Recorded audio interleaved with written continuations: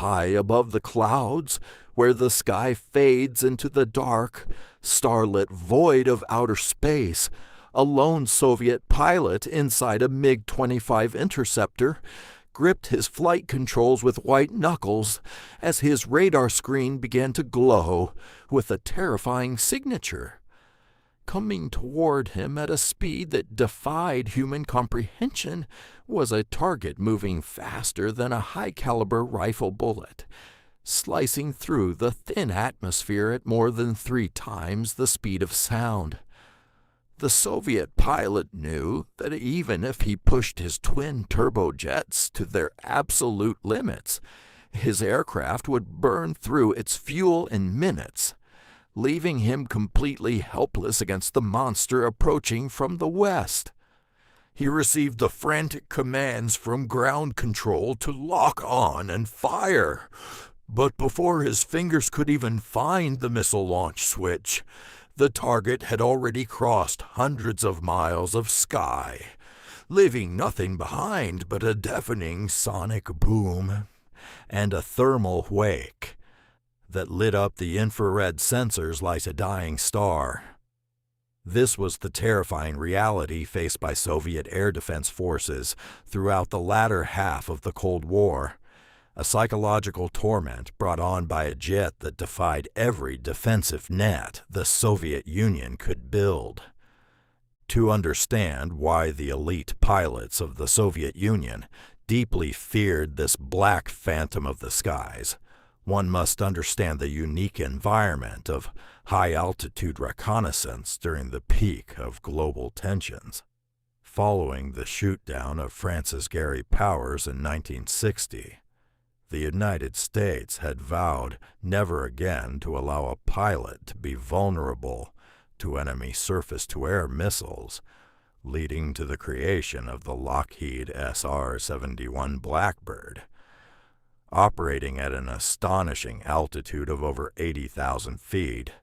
the Blackbird existed in a realm where the air was too thin for conventional aircraft to fly, effectively sealing its crew inside a pressurized envelope that required full astronaut suits. The Soviets spent billions of rubles developing high-altitude tracking stations, advanced radar networks, and heavily armed interceptor wings, specifically designed to bring down this singular American threat. Yet every time the alarm sounded across the borders of the Iron Curtain, Soviet commanders knew they were participating in a hopeless race against an opponent that possessed the ultimate tactical advantage: uncatchable speed. The genesis of this technological nightmare traced back to the top-secret drafting tables of Lockheed's advanced development programs, famously known as the Skunk Works, under the ruthless leadership of Clarence "Kelly" Johnson. Johnson recognized that the only true defense against modern anti-aircraft missiles was a combination of extreme altitude and unprecedented velocity, a philosophy that led first to the CIA's single-seat, A-12 reconnaissance craft, and ultimately to the Air Force's larger, 2-seat SR-71. To construct an airframe capable of surviving the brutal thermal friction generated at Mach 3, the engineers had to completely discard conventional aviation materials like aluminum, which would soften and lose structural integrity under the blistering temperatures of hypersonic flight. Instead, they turned to titanium, a metal notoriously difficult to weld, cut, or shape, which ironically had to be sourced from the very nation the plane was meant to spy on, smuggled out of the Soviet Union through a web of shadow corporations and front companies operated by the CIA. The scale of engineering required to make the Blackbird operational was staggering, extending down to the very fuel that powered its massive twin, Pratt & Whitney J58 engines. Conventional jet fuel would easily ignite under the extreme heat generated within the aircraft's internal plumbing, forcing scientists to develop JP-7, a highly specialized, low-volatility liquid that was so stable it could not be lit with a standard match and required a chemical injection of triethylbromine just to initiate combustion.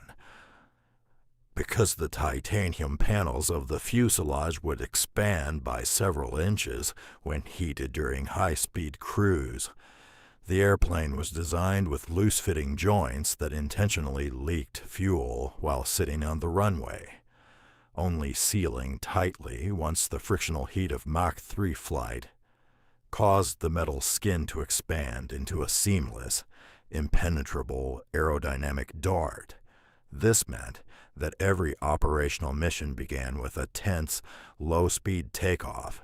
followed immediately by an aerial refueling rendezvous with a modified KC-135 tanker,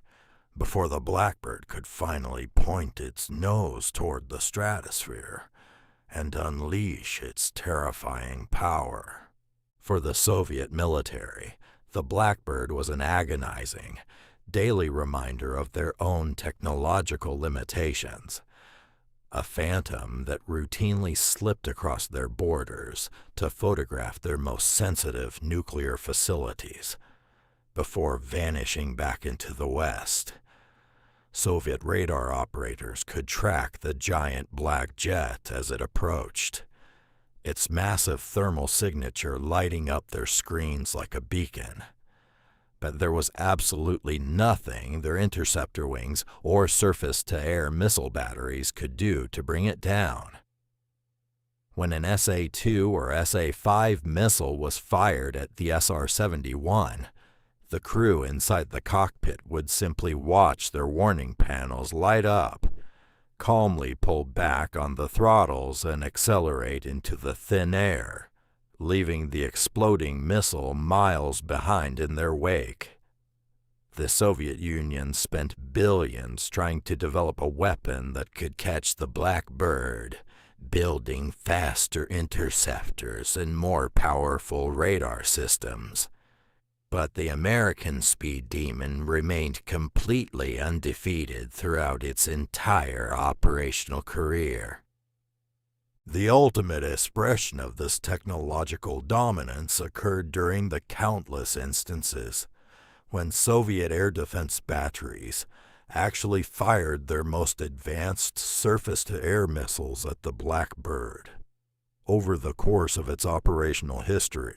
thousands of missiles were launched at the SR-71 by paranoid regimes around the globe, with Soviet-designed SA-2 and SA-5 batteries screaming into the sky in a desperate attempt to shred the titanium spy plane. But the Blackbird's defensive doctrine was beautifully, arrogantly simple. When a missile launch was detected, the pilot simply pushed the throttles forward, accelerated, and outran the explosion. The missiles, burning through their solid fuel rocket boosters, would claw their way into the upper atmosphere, only to lose energy, stall out, and tumble back to Earth as the Blackbird vanished over the horizon. For the Soviet pilots watching from the ground or from the cockpits of their struggling interceptors, the Blackbird was an invincible god of the skies, an engineering masterpiece that proved America could look down upon their empire whenever it pleased, completely immune to the wrath of the Soviet war machine. The psychological toll on the Soviet air defense forces cannot be overstated, as elite pilots stationed at remote northern bases like Monchegorsk spent their entire careers sitting in cockpit readiness cells, waiting for an enemy they knew they had almost zero chance of engaging successfully. When the sirens wailed, indicating a Blackbird was screaming down the Baltic corridor or approaching the Murmansk naval yards, the scramble was a frantic, chaotic race against a ticking clock that favored the Americans. Soviet pilots in their MiG-25s would blast off into the gray skies, pushing their massive Tumansky engines into full afterburner, climbing at radical angles that pushed their bodies to the absolute physical limit of G-force tolerance. They would reach 70,000 feet only to look up and see the black silhouette of the SR-71, cruising serenely another 10 or 15,000 feet above them, moving so rapidly that by the time the Soviet radars could calculate a firing solution, the target had shifted outside the missile's tracking arc, leaving the frustrated pilots to return to base with empty racks and scorched engines.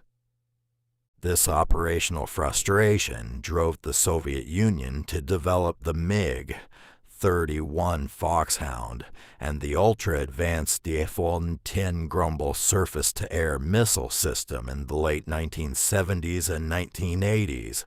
a desperate multi-billion ruble attempt to finally close the window of vulnerability that the Blackbird exploited. The MiG-31 featured a revolutionary phased array radar and digital data links that allowed groups of interceptors to coordinate their tracking, attempting to box the Blackbird in and launch long-range R-33 missiles from multiple angles simultaneously. Yet even with these advancements, the margin for error for the Soviet forces remained razor-thin, as any slight delay in ground vectoring or electronic processing allowed the SR-71 to slip down through the gap,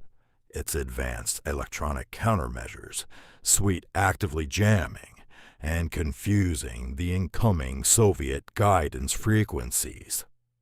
The Blackbird remained a ghost that mocked the very apex of Eastern Bloc military technology, operating with a majestic, untouchable impunity that defined the ultimate frontier of Western intelligence collection. Inside the cockpit of the SR-71,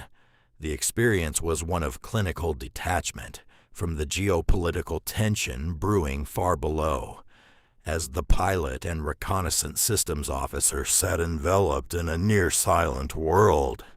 listening only to the steady hiss of their oxygen systems and the low hum of the data links. They watched the European continent scroll past their viewing ports like a map, crossing entire nations in a matter of minutes, while their high-powered cameras and side-looking airborne radars gathered immense troves of data through the clouds. They were fully aware that below them, entire nations were mobilized in a frantic effort to destroy them. Yet the flawless reliability of Kelly Johnson's design provided a profound sense of security that no other aircrew in history had ever experienced. The Blackbird was more than a weapon or a collection platform. It was an unyielding statement of absolute aerodynamic supremacy, a machine that turned the vastness of the stratosphere into a sanctuary of speed that the Soviet Union could never truly breach. When the SR-71 was finally retired from active service at the end of the Cold War, it left behind an unblemished record that has never been matched in the annals of aviation history, having flown thousands of hours on the edge of space without a single aircraft ever being lost to hostile action. It remains the ultimate monument to an era when human ingenuity, driven by the existential stakes of survival, bypassed the future to construct a machine that outran the very weapons built to destroy it. For the Soviet pilots who spent decades chasing its shadow, the Blackbird was a magnificent and terrifying adversary, a dark emblem of an American industrial and technological genius that dominated the cold skies of secret warfare and left an indelible mark on the history of flight forever.